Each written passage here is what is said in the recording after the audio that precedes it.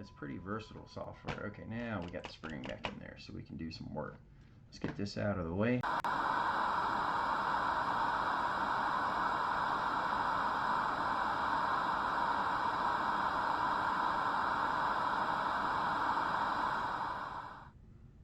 Hey everybody, how's things going today?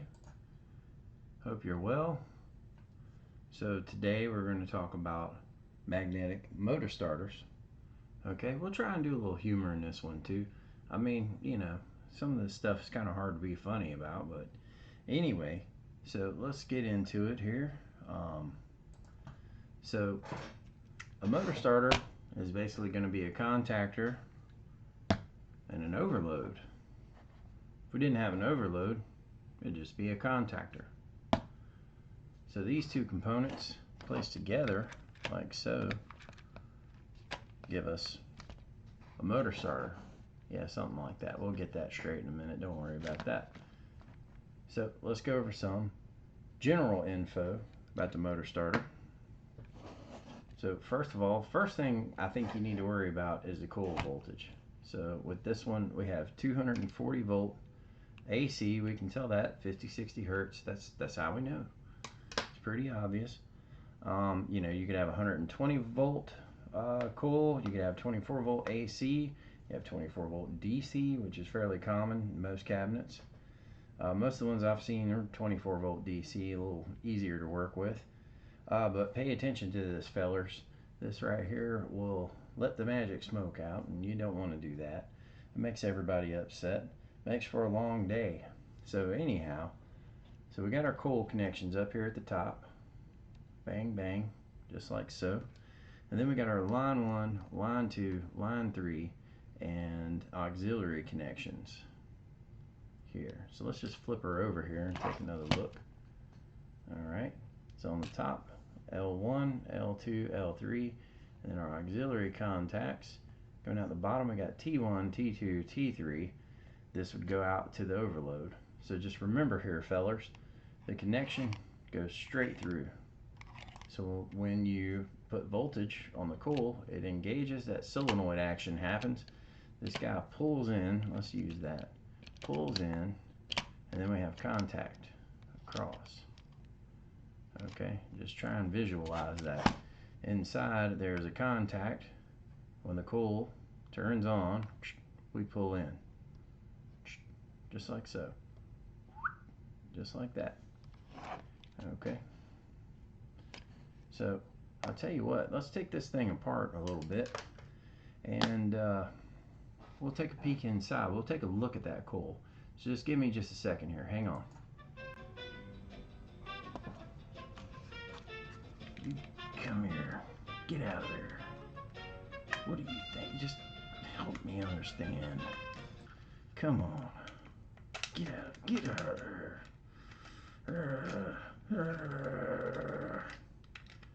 Get out of there. Get out. Get.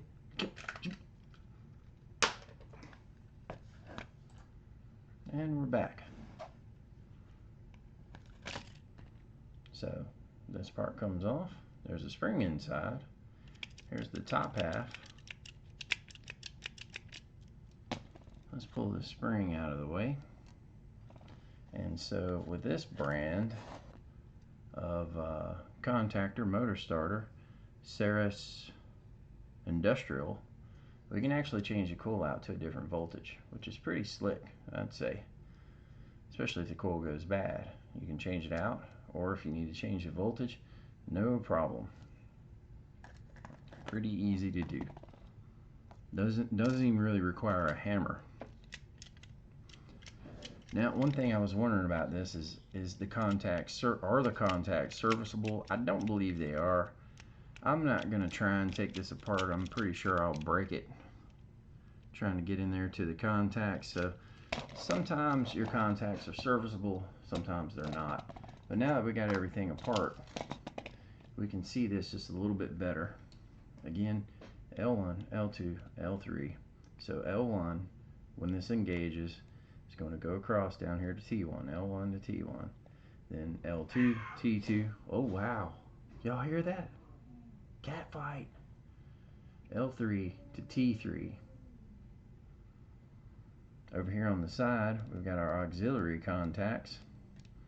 So the top two here will be normally closed, and then the outside two, or bottom two, will be normally open. So again, think about this here, fellers. There's a contact inside. When this engages, it's going to move down. Alright? And you may be wondering, a guy might ask himself, well, what's going on the side right here? You see that little orange devil right there? Well, what this is for, it's on the other side too. If we had this set up in a forward reverse configuration, we could actually put in a mechanical interlock to keep from running the motor forward and reverse at the same time. If you don't want to do that, you definitely don't want to do that. That'll go boom. You'll have a bad day. You have to explain it to your boss. It'll be a bunch of paperwork. I mean, who wants to go through that? So just be mindful of that. But that is your motor starter, or your contactor half of the motor starter. Okay, so it's just like a contactor, same exact thing. All right. So now let's talk about the overload. Let's just get it out of the way. Here we go. So this is your overload. So you can see right up here at the top, we got these three copper lines that come in. This would come in from T1, T2, T3, go into our overload. And then we got a couple of doodabbies up here. Let's see if I can find my old pointer here.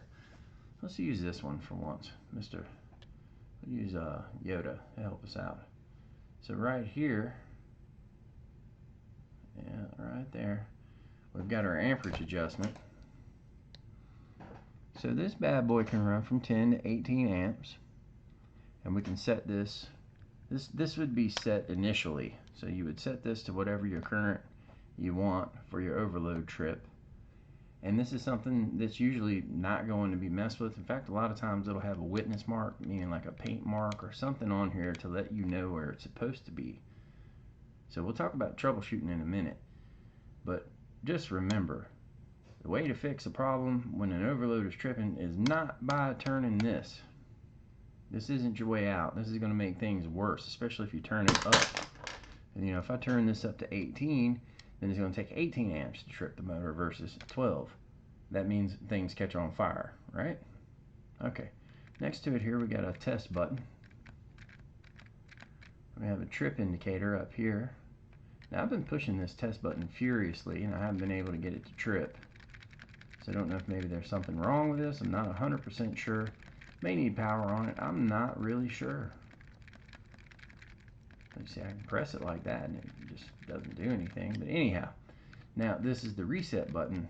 Now this has an additional feature that you don't always see, is that I can set this to automatically reset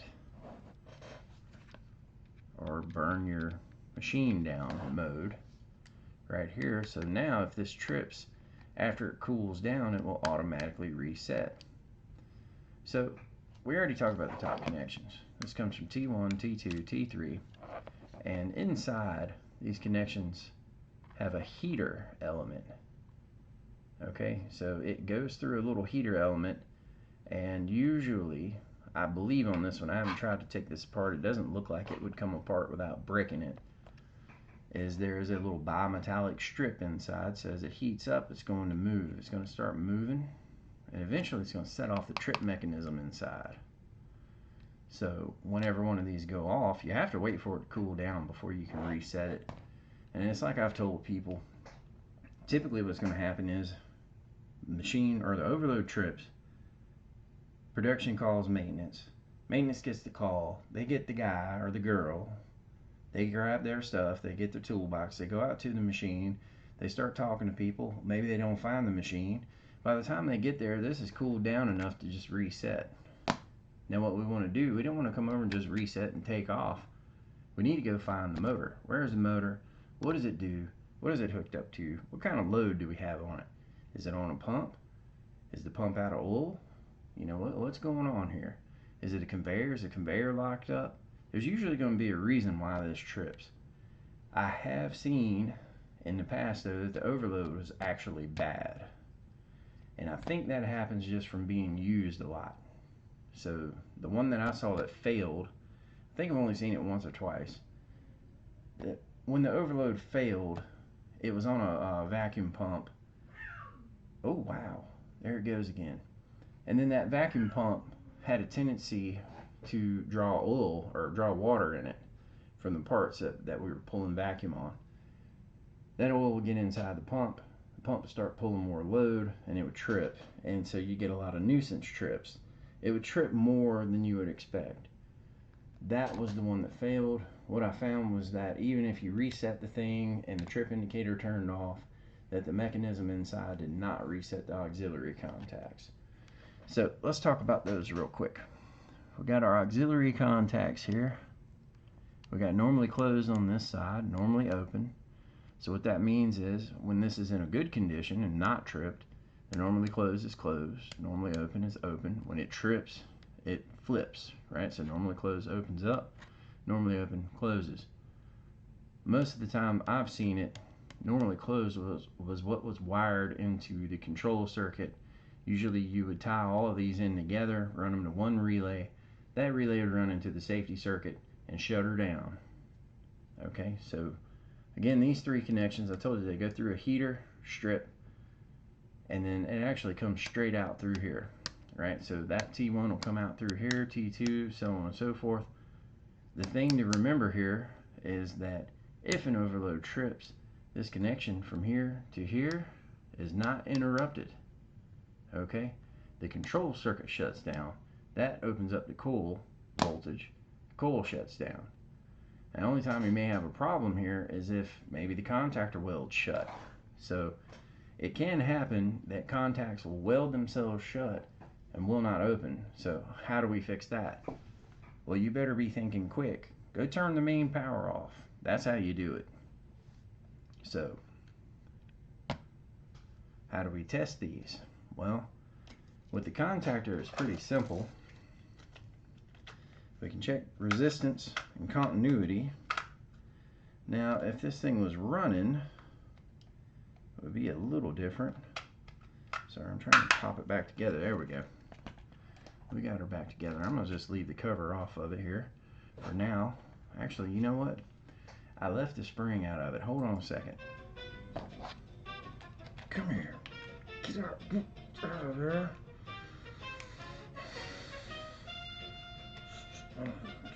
Get her. What in tarnation? Okay, now we got the spring back in there so we can do some work. Let's get this out of the way. I'm sure you fellers are probably getting sleepy by now. So let's knock this out. What do you expect to see for coil resistance? So we're not looking at continuity, we're going to be looking at resistance. Alright, well, first thing you need to do, check your leads. Always check your leads. You need to trust your meter. Trust that meter. I don't like using other folks' meters.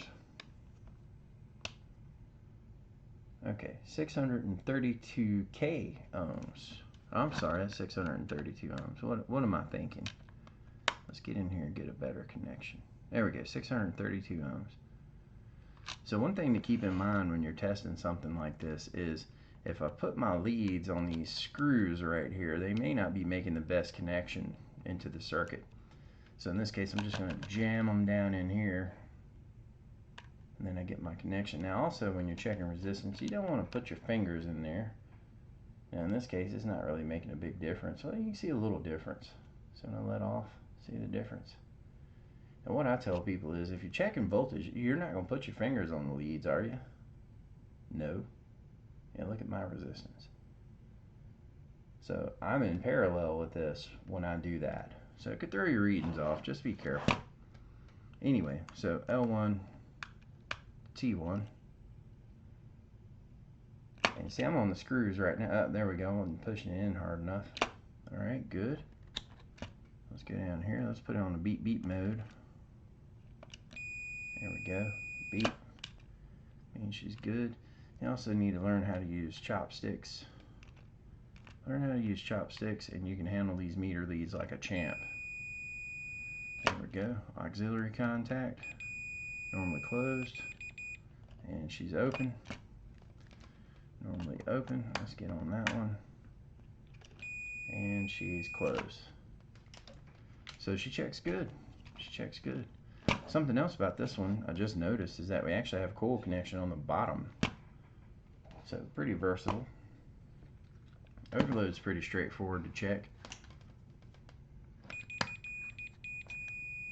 So I'm checking from T1 down to the bottom T1. I'm going to check from T2 to the bottom T2. You can see we have a straight through connection, 0 ohms. The other thing we can check is auxiliary contacts. Good. And open. I can't get this one to trip, so normally we would trip it and check it. But I can safely assume that this contactor, motor overload are good. So unless there's any questions, I think we can wrap this one up.